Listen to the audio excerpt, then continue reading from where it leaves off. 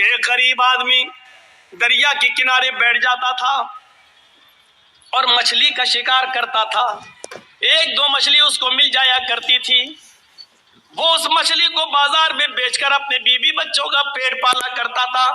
اگر مچھلی نہیں بکتی تھی تو وہ مچھلی خود اپنے گھر میں پکا کر اپنے بیوی بچوں کو کھلا دیا کرتا تھا. ایک مرتبہ معمول کے مطابق ایک بڑی مچھلی اس کے ہاتھ لگ گئی. وہ اس کو بازار میں بیچنے کے لیے جا رہا تھا. اس علاقے کے پاورفل آدمی کی نظر پڑ گئی. اس نے کہا یہ مچھلی مجھے دے دو. اس نے کہا صاحب لے لو لیکن اس کی قیمت مجھے دے دو. مجھ سے پیسے مانگ رہا ہے. اس نے کہا میرے بھائی یہی میرا ذریعہ معاش ہے. اگر آپ نے مجھے پیسے نہیں دیے اس کی قیمت نہیں دی تو میرے بیوی بچے بھوکے مر جائیں گے. بڑی محنت کے بعد یہ مچھلی میرے ہاتھ لگی ہے. میرے بیوی بچوں کی پیٹ پہ لات مت مار. اس نے کہا چپ. مچھلی اس سے چھینی اور جانے لگا. مچھلی اس سے چھینی اور جانے لگا.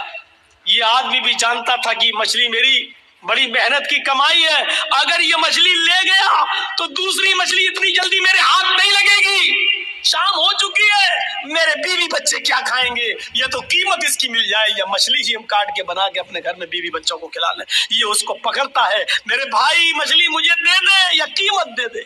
اس نے اس کا ہاتھ جھٹک دیا, ہٹ چل, اور پھر آگے بڑھا. اس نے مچھلی پکڑ لی. میرے بھائی یہ تو مچھلی دے دے یا اس کی قیمت. اس نے پھر جھٹکا. اس نے اس کا ہاتھ پکڑ لیا. اللہ کے بندے ایک غریب آدمی کے اوپر رحم کر. اس نے ہاتھ پکڑا, یہ اس کا ہاتھ چھڑانے لگا. اس نے اس کے ہاتھ کو منہ میں رکھ لیا. مچھلی والے نے, غریب آدمی نے منہ میں رکھ لیا ایسے, اور اس کے انگوٹھے میں کاٹ لیا ایسے.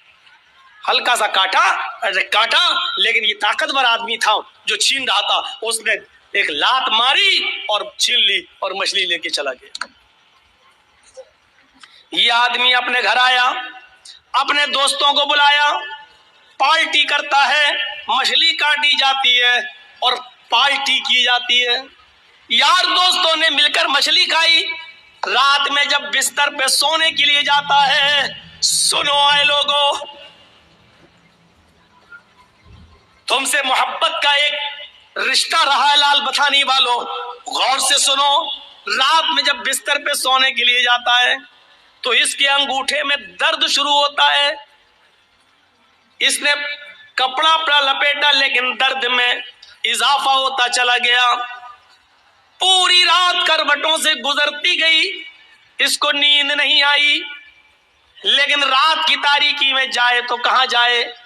کبھی اپنی بیوی سے کہتا, کبھی خود اس کو انگوٹھے کو پکڑتا, درد سے کراتا پریشان ہو جاتا ہے. فجر کی نماز کا انتظار کرتا ہے. فجر کی اذان کی آواز دھیرے دھیرے رات کٹ جاتی ہے, فجر ہو جاتی ہے. مسجد کے اندر جاتا ہے, نماز پڑھتا ہے. جو حکیم طبیب مسجد میں نماز پڑھنے آتے ہیں یہ اس کے پاس جاتا ہے. انہوں نے اپنے گھر لے گئے اور لے جانے کے بعد اس کے انگوٹھے کو دیکھا. اس زمانے میں کچھ لیپ ایپ لگایا جاتا تھا, لیپ ایپ لگایا گیا لیکن درد میں اضافہ ہی ہوتا گیا. 4-5 دن ایسے ہی گزر جاتے ہیں, درد میں کمی نہیں ہوتی. اس نے انگوٹھا پھر دوبارہ دکھایا, اپنے اس سے بھی بڑے طبیب کو دکھایا. اس نے کہا یہ انگوٹھا میں انفیکشن پھیل گیا ہے, زہر پھیل رہا ہے, یہ انگوٹھا تمہارا سڑ چکا ہے, اس انگوٹھے کو یہاں سے کاٹ دو. اگر تم نے اس انگوٹھے کو نہیں کٹایا تو یہ زہر تمہارے پورے ہاتھ میں پھیل جائے گا. کوئی راستہ نہیں تھا. 5-6-10 دن کے اندر یہ تیار ہو جاتا ہے کہ چلو انگوٹھا ہی کٹوا دو, کم سے کم ہاتھ تو بچ جائے گا. پھر اس نے اس انگوٹھے کو کٹوا دیا. 1 مہینہ 2 مہینہ کٹ گیا لیکن اس کا کچھ عنصر باقی رہ گیا تھا.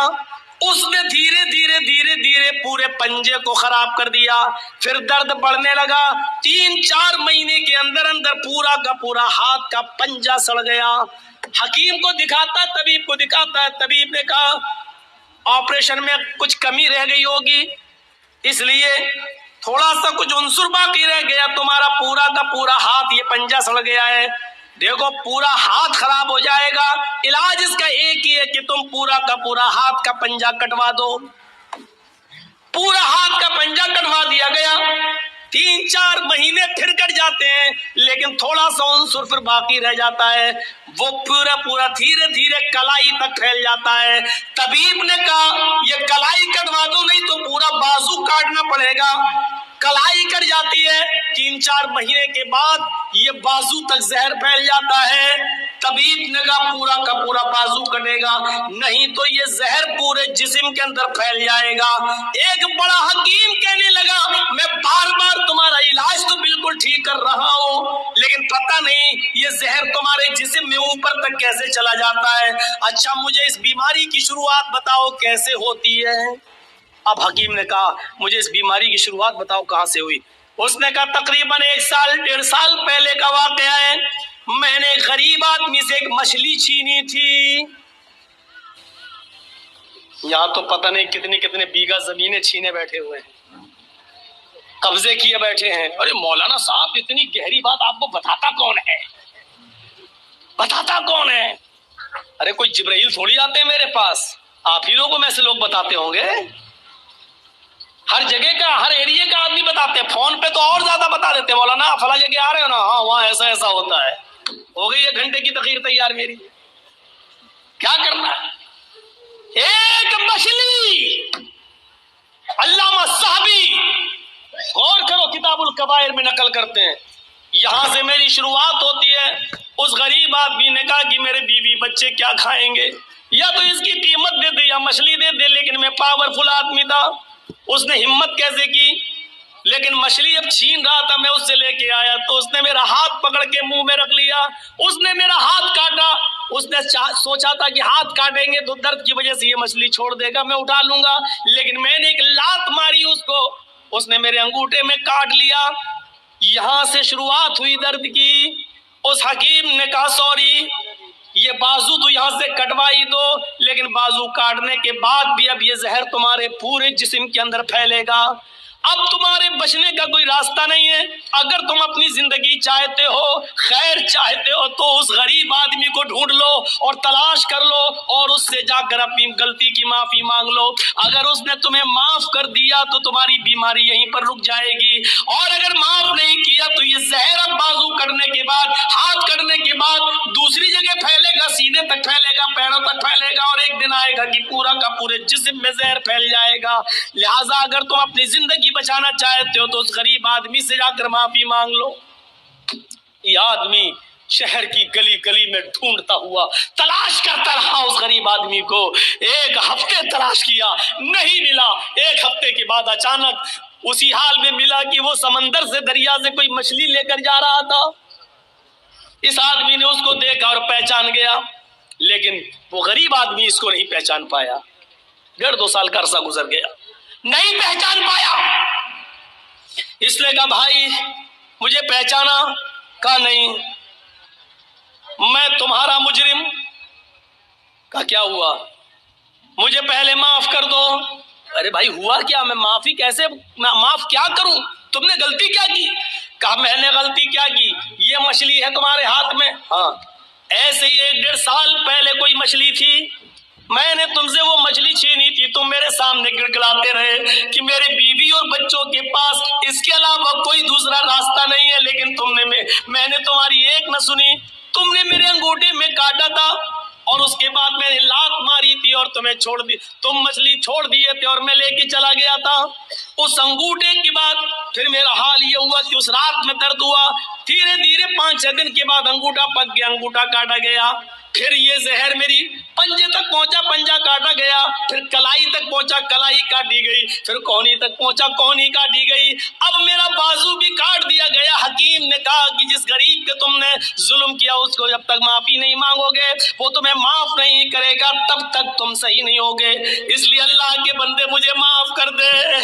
اس نے کہا میں صدق دل سے، دل کی گہرائی سے تجھے معاف کرتا ہوں میرے بھائی، مجھے نہیں معلوم تھا کہ میری بد دعا ایسا اثر کرے گی، میری بد دعا رنگ لائے گی، اگر مجھے معلوم ہوتا کہ ایسا ہو جائے گا تو میں تمہیں کبھی بد دعا نہیں دیتا۔ اس آدمی نے پوچھا میرے بھائی کیا تم نے مجھے بد دعا دی تھی؟ इस गरीब आदमी ने कहा, जब तुम मेरे हाथ से मछली छीन के ले गए, मेरे पेट में एक लात मार गए, मैं यहां बैठ गया, मेरी बीवी और बच्चों के पास उस रात खाने के लिए कुछ नहीं था। जब तक मैं तुम्हें देखता रहा, बद्दुआ देता रहा, आय अल्लाह, इस इंसान ने मेरी बीवी और मेरे बच्चों के पेट पे लात मारी है, आय अल्लाह, इसको ऐसी सजा दे जो दुनिया के लिए निशान इबरत बन जाए, ऐसी सजा दे जो दुनिया वालों के लिए मकाम इबरत बन जाए। मेरे भाई, मुझे क्या मालूम था, उस दिन तो गुस्से में निकल गई, लेकिन मुझे मालूम नहीं था कि अल्लाह रब्बुल आलमीन कबूल कर लेगा। सुनो, ये होती है मजलूम की बद्दुआ का असर। इसीलिए अल्लाह के नबी सल्लल्लाहु अलैहि वसल्लम ने कहा था, इत्तकी दावतल मजलूम, मजलूम की बद्दुआ से बचना। इसलिए कि मजलूम जब कोई बद्दुआ देता है तो उस बद्दुआ को आसमान के पर्दे भी रोक नहीं पाते, सातों आसमान के दरवाजे उसके लिए खुल जाते हैं। मजलूम की बद्दुआ और अल्लाह की कुर्सी अर्श के पास जाने में कोई दीवार नहीं होती है। मजलूम की बद्दुआ डायरेक्ट अल्लाह के पास जाती है, उस बद्दुआ को ले जाने वाले फरिश्ते नहीं होते हैं। मजलूम ने यह बद्दुआ दी, वो बद्दुआ आसमान के सीने को चीरते हुए डायरेक्ट अर्श से टकराती है और अर्श वाला जवाब देता है, मेरे मजलूम बंदे की बद्दुआ मेरे पास आई है, इस बद्दुआ ने मेरे अर्श को झंझोड़ दिया है, यानी मुझसे इंसाफ मांग रहा है मेरा मजलूम बंदा। अब मैं ऐसा इंसाफ दूंगा उस मजलूम बंदे को जो दुनिया के लिए निशान इबरत बन जाएगा। मेरे भाइयों, जहां सारे लोग सच्चा फैसला करने से काफिर रहे, वहां अल्लाह रब्बुल आलमीन का फैसला फिर सामने आता है। जहां कोई मुजरिम को सजा नहीं दे तो अल्लाह रब्बुल आलमीन फिर वहां सजा, फिर अल्लाह की सजा काम आती है, फिर वहां अल्लाह सजा देता है। इसलिए मजलूम की बद्दुआ से बचो। आप ये मत सोचो बहुत बेईमानी की कमाई से हम बहुत ज्यादा खुश हैं और इससे हमारी कहीं ना कहीं निकलेगी। आपने अपने बच्चों के लिए कर रहे हो और जब वही बेईमानी की कमाई आपके बच्चे इस्तेमाल करेंगे तो किसी न किसी को कैंसर होगा, किसी न किसी की किडनी फेल हो जाएगी, कहीं ना कहीं तो अल्लाह उसको वसूल करेगा, किसी न किसी शक्ल में करेगा। होना है हमारे साथ और दुनिया में ये अंजाम दिखाएगा। देखो, या अय्युहल्लज़ीना आमनु तक़ुल्लाह हक़्क़ तुक़ातिह, ऐ ईमान वालो, अल्लाह से डर जाओ जैसा कि उससे डरने का हक है।